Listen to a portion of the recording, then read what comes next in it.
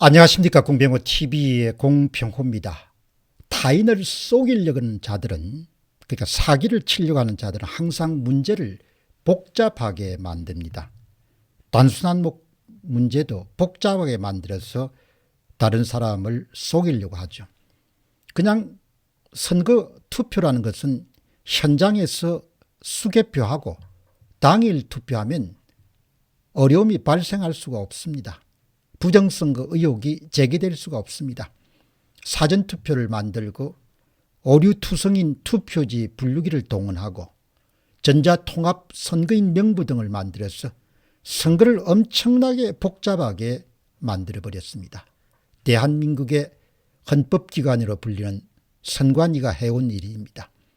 사실은 투표나 선거란 것은 아주 간단하고 그리고 진실도 간단하게 마련입니다. 여러분께서는 다 초등학교를 지내셨기 때문에 초등학교 반장 선거 이렇게 보시면 됩니다. 투표하고 대통령 선거하고 다를 것이 무엇이 있습니까?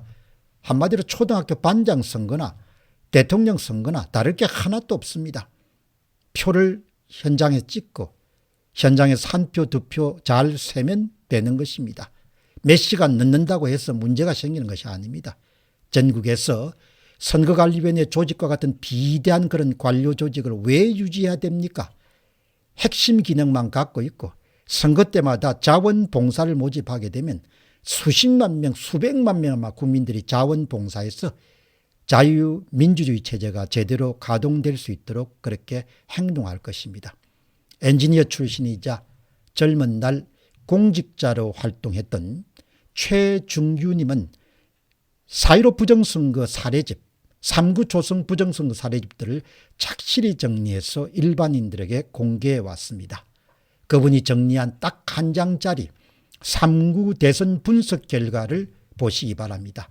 언론인들도 봐야 되고 정치인들도 봐야 되고 판사 검사도 봐야 되고 대학 교수들도 봐야 됩니다. 실로 가방끈이 긴 사람들이 엄청나게 이 자료를 보면서 부끄러워해야 됩니다. 동시에 일반 국민들도 다 아는 사실이고 진실이지만 3.9 대선 분석 결과표 최중구님이 작성한 것을 한번 보시기 바랍니다. 여기에 3.9 대선에서 어떤 일이 일어났는지, 2년 전인 2020년도 4.15 총선에서 어떤 일이 일어났는지가 고스란히 그대로 담겨 있습니다. 이름에도 불구하고 이 3.9 대선의 실상을 은폐하고 이렇게 분식하려고 하는 시도는 정말 사악한 짓이다 이렇게 볼 수 있겠습니다. 제목은 3.9 대선 분석 결과입니다. 가장 왼쪽에 이재명 후보가 사전투표와 당일투표에서 각각 얻은 득표율이 기록되어 있습니다. 사전투표 득표율이 52.57%, 당일투표 득표율이 39.08%입니다. 한마디로 특정 후보가 사전투표와 당일투표에서 이렇게 현저하게 차이가 나는 것을 발생할 수가 없습니다. 이런 결과를 우리는 미친 결과다 이렇게 부를 수 있고 또 다르게 조작된 결과다, 오염된 결과다 이렇게 부를 수 있겠습니다. 한마디로 선거 조작 없이는 일어날 수 없는 일이 바로 이재명 후보의 사전투표 득표율과 당일투표 득표율입니다. 이재명 후보가 사전투표에서 얻은 득표율과 당일투표에서 얻은 득표율을 빼게 되면 플러스 13.49%라는 어마어마하게 큰 숫자가 나옵니다. 이렇게 큰 격차는 현대 통계학이라는 관점에서 보면 발생할 수가 없습니다. 기껏해야 이재명 후보의 사전투표 득표율과 당일투표 득표율은 1에서 3%처럼 작은 크기를 벗어나서는 안 됩니다. 엄청난 투표 조작, 엄청난 선거 조작을 하지 않고서는 일어날 수 없는 것이 바로 이재명 후보가 사전투표와 당일투표에서 얻은 득표율의 어마어마한 격차입니다. 다음은 여러분 우측에 있는 윤석열 후보가 사전투표와 당일투표에서 얻은 결과를 보겠습니다. 윤석열 후보는 사전투표에서 43.82%를 얻었습니다. 그러나 당일 투표에서는 56.24%를 얻었습니다. 한마디로 윤석열 후보가 사전투표에서는 대패를 하고 당일 투표에서는 대승을 거둔 이처럼 현저하게 다른 득표율을 기록할 수가 없습니다. 그렇기 때문에 이 선거 데이터, 중앙선거관리위원회가 발표하는 이 선거 데이터는 오염이 심하게 됐습니다. 한마디로 선거 조작이 아주 심하게 이루어진 그런 선거 데이터다, 이렇게 볼 수 있겠습니다. 이런 결과를 저는 과감하게 미친 결과다, 정신날간 결과다, 정신줄을 놓은 결과다, 이렇게 부른 것이고, 때로는 사악한 결과다, 악한 결과다, 이렇게 부를 수 있겠습니다. 그리고 더 구체적으로는 바로 선거 조작에 의해서 얻은 조작 결과다, 이렇게 부를 수 있겠습니다. 한마디로 선거 조작이 없이는 절대로 일어날 수 없는 그런 득표율을 윤석열 후보가 거둔 겁니다. 사전투표에서는 대패하고 당일 투표에서는 대승한 겁니다. 그 차이, 사전투표 득표율과 당일 투표 득표율이 윤석열 후보 같은 경우는 마이너스 12.42%입니다. 이렇게 큰 격차가 나올 수 없습니다.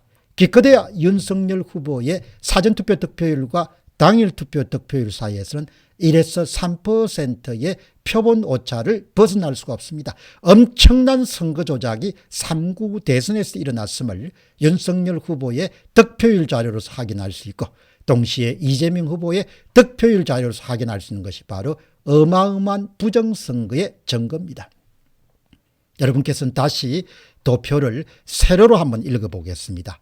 사전투표에서 이재명 후보의 득표율 빼기 윤석열 후보의 득표율은 마이너스 8.75%입니다. 이재명 후보가 압도적으로 이긴 겁니다. 이재명 후보는 당일 투표보다도 4, 5일 전에 실시되는 모든 사전투표에서 전국 방방곡곡에서 대승을 거뒀습니다.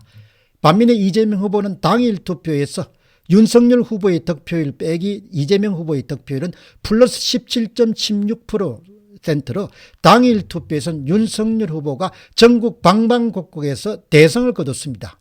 물론 전남, 전북, 광주는 예외입니다.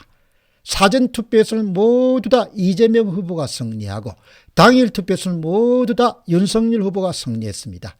꼭 같은 대한민국 국민이 투표에 응해서는 이런 결과가 절대 나올 수가 없습니다. 거듭 강조하지만 이 같은 결과를 두고 미친 선거 결과, 조작된 선거 결과, 정신줄이 나간 선거 결과, 정신이 나간 선거 결과, 악한 선거 결과, 사악한 선거 결과, 이렇게 부를 수 있겠습니다. 선거 조작 없이는 일어날 수 없는 일이 바로 4.15 총선에 이어가지고 3구 대선에서 일어났습니다. 특히 대규모의 사전투표 조작 없이는 절대로 일어날 수 없는 결과가 바로 이재명 후보의 사전투표 득표율과 윤석열 후보의 사전투표 득표율 사이의 격차입니다. 가장 하단에서 엔지니어 출신이자 공직자로 활동한 최중구 신민은 이렇게 외칩니다. 부정선거에 침묵하는 국민의힘 국회의원들아, 통계를 공부하는 학생들에게 물어보라. 전국 민심이 4, 5일 만에 25.91%나 변할 수 있는가? 이런 통계는 절대로 나올 수 없는 것이다. 국민이 4박 5일 동안 잠을 자는 사이에 엄청난 사전투표 조작질이 일어난 것이다.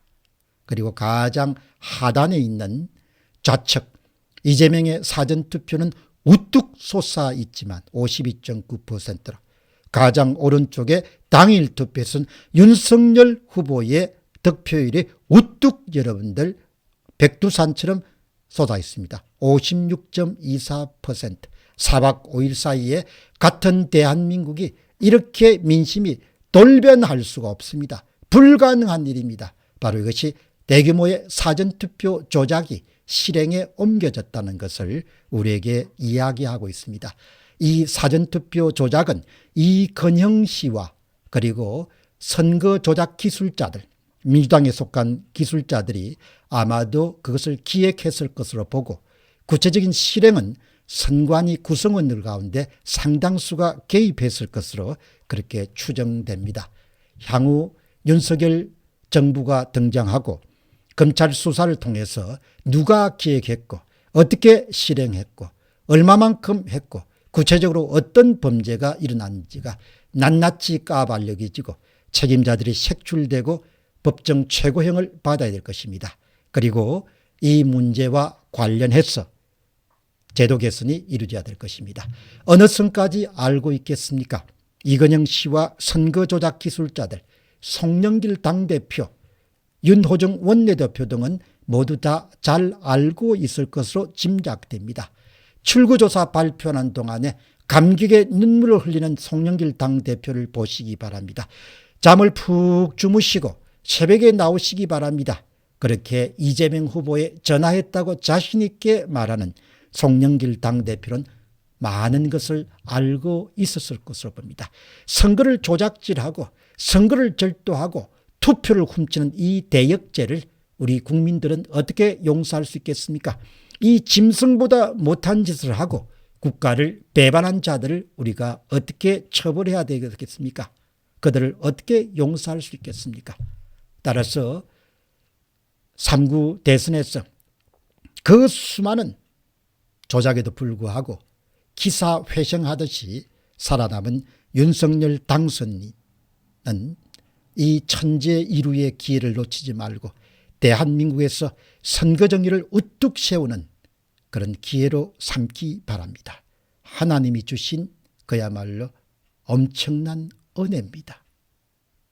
이번에 윤석열 후보가 선거 정의를 바로 세울 수 있는 기회를 갖게 된 것은 그것이 바로 시대적 소명임을 윤석열 대통령 당선인이 잘 인지하시고 강한 실행력으로 정의를 우뚝 세우는 그런 역사적 인물이 되기를 소망합니다.